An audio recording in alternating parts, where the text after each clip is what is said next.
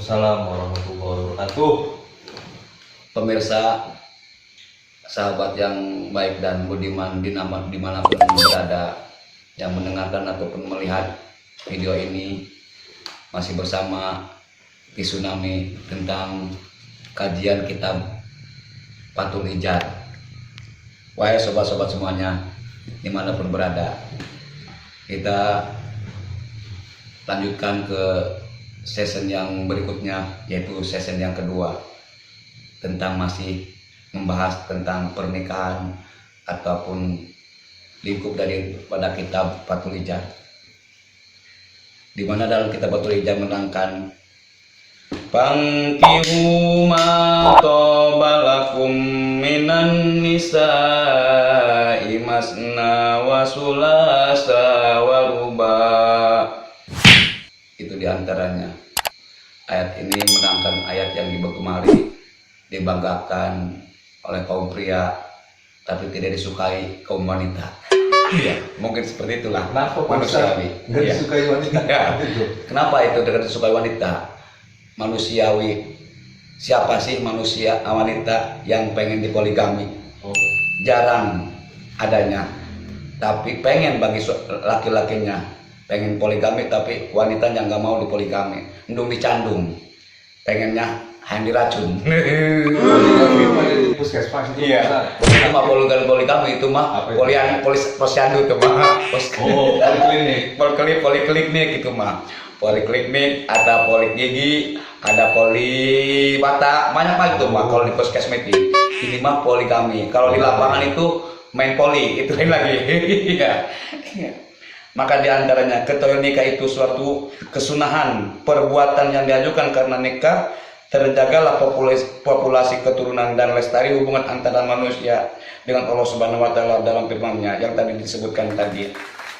Maka nihailah wanita-wanita lain yang kamu senangi 2, 3 atau 4. Quran surat An-Nisa ayat 3. Maka di antara ini, pemirsa, sobat pun dimanapun berada, tentang pernikahan, tentang kriteria wanita yang harus kita nikahi, di mana sebagian ulama memberikan suatu anjuran, tungkahul mar'atu li arbaati asya, tikahilah olehmu wanita-wanita dengan kriteria 4 perkara. Mana di antaranya kriteria wanita yang 4 perkara? Yang pertama, li jamalia, cantiknya. Yang kedua, lina sabiha, keturunannya baik dan tidak sengseong, istilah kata mah.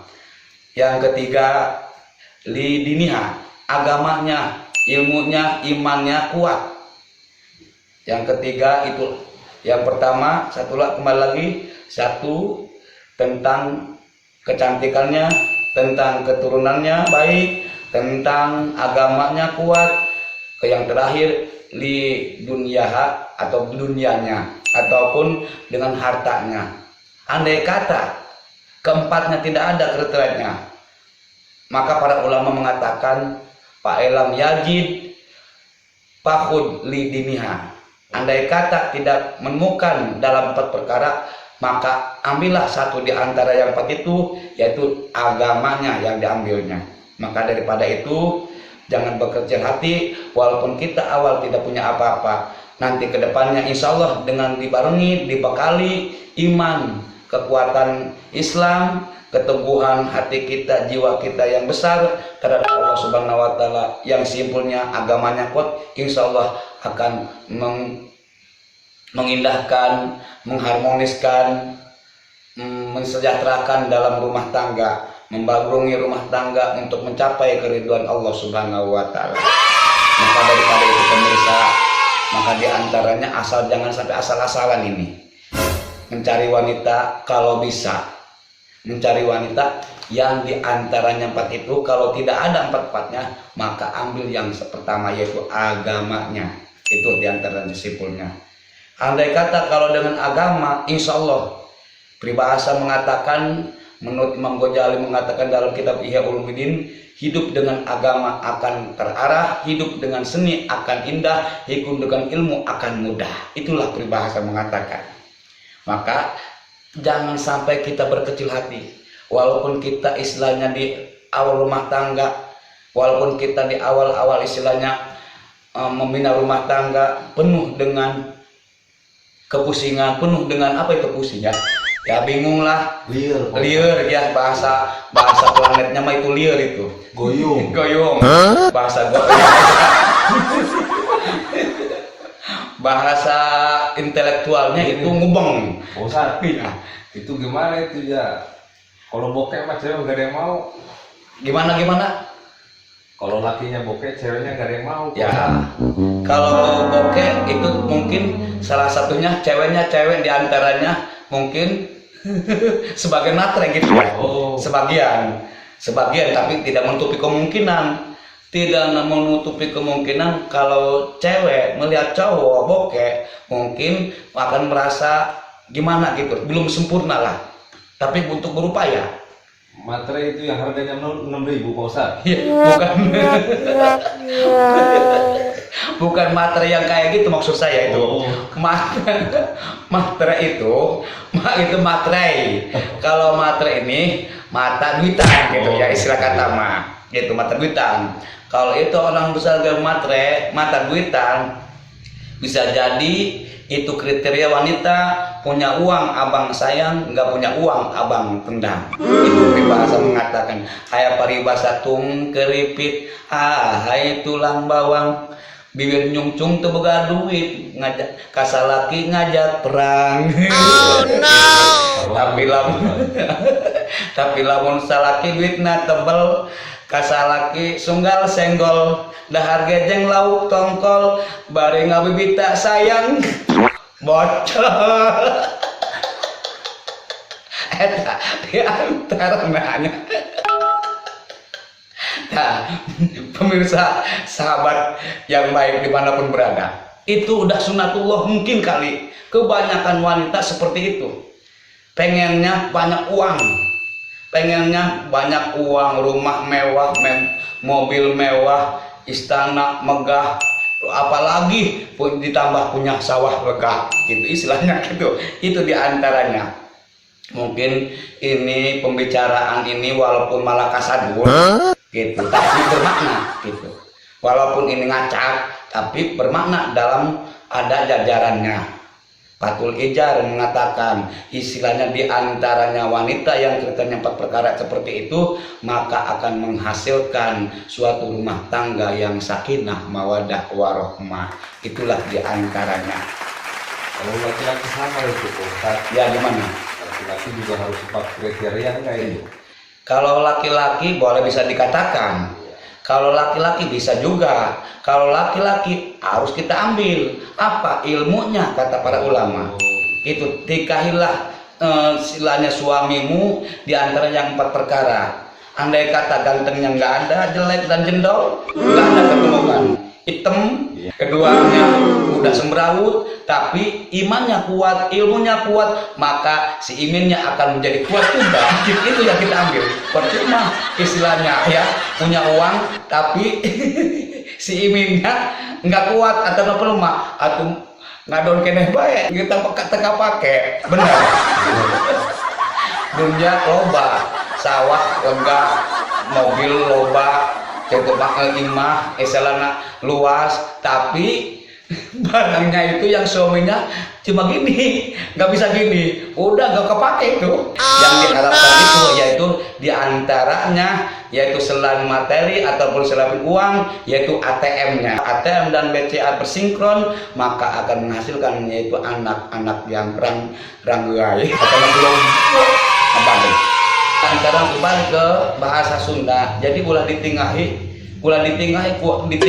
dikawinkan, dinikahi yaitu wanita anu dat ditut. Dat ditut. Dat goreng adat. Eta goreng adat kasalaki manjung bae. Awas larangan bagi seorang istri terhadap suami itu tidak boleh. Goreng adat. Jelek adatnya, gak baik menurut pandangan agama. Dut yaitu istilahnya pedut, gede hitut gitu dirinya dit. Itu diantaranya pemirsa dat ditut Yang istilah katanya wanita yang dikahi diantaranya dandindun, istilahnya dandanannya bagus, baik, walaupun tidak jelek, walaupun tidak cantik, walaupun tidak bagus, tapi istilahnya membuat suami senang, itu diantaranya. Dandanannya, dunia, agamanya, apalagi dunia, apalagi dunia kami, subhanallah itu. Tapi jarang adanya, tapi ada kemungkinan ada kalau kita cari mah.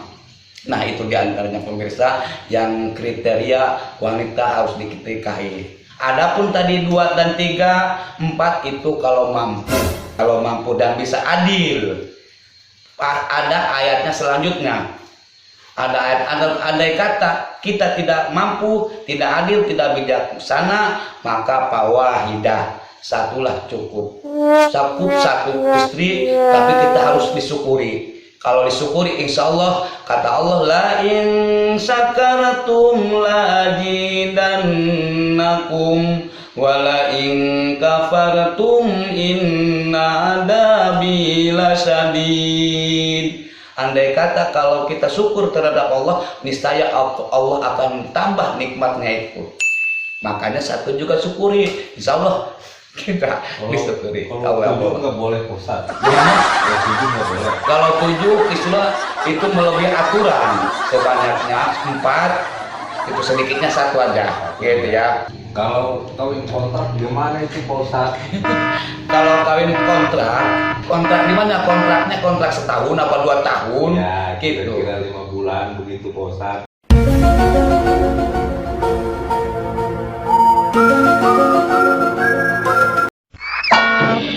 Ya istilahnya secara agama, kalau nikahnya kawinnya sah menurut agama, itu ngontrak, nggak apa-apa kontrakannya sah, gitu ya. Ini kita ngontrak, tapi nikah enggak, cuma kawin, nggak boleh. Itu harusnya apa?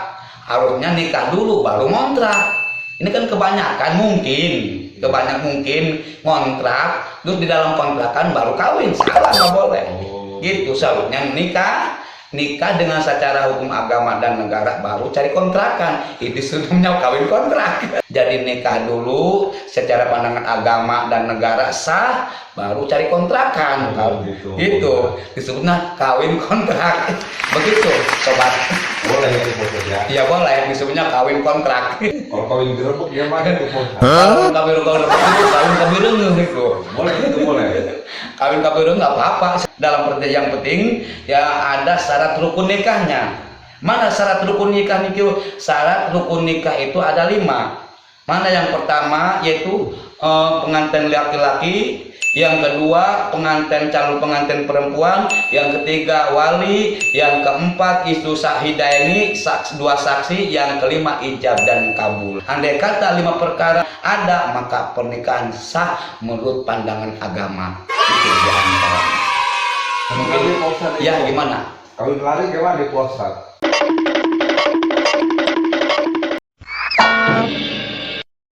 Kalau kawin lari saya rasa itu mungkin kecapean ya.